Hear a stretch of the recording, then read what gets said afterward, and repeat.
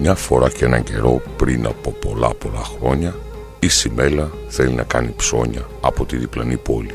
Εκείνη την εποχή δεν υπήρχαν μεταφορικά μέσα, αλλά και ο άντρας της, ο Κωστίκας, έλειπε στο χωράφι. Έτσι πηγαίνει στον πεθερό της.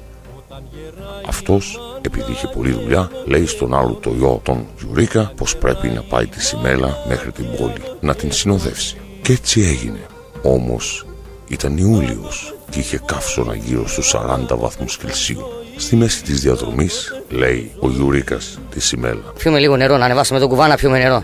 Έχεις δίκιο, Γιουρίκα, και εγώ δίψασα. Δροσιστήκαμε, βρε Σιμέλα. Κάτσε λίγο να κάνω και τα μου να μου σκέψουν. Πω έχουν ανάψει από κάτω. Κάτσε να βάλω τον κουβά λίγο από το πηγάδι. Κάτσε τα βουτήξω μέσα. Πολύ ωραίο. Αμάν. Έλα Σιμέλα να δοκιμάσει και εσύ, δρόσισε το δικό σου από κάτω. Λες, βρε Γιουρίκα. Τι λέω, βρε, εδώ δροσιά είναι. Έλα, δρόσισε το λίγο, δεν άναψες. Κάτσε να καθίσω μέσα στον κουβά. Δεν φτάνει μέσα στο νερό να δροσιστεί.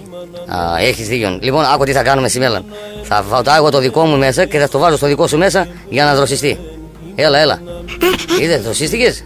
Κάτσε ακόμη μία φορά να στο βάλω. Βρε Γιουρίκα, αυτό με γαμίτσι μοιάζει. Να κάτι μαλακίες λένε στο χωριό και μετά με βγαίνει το όνομα.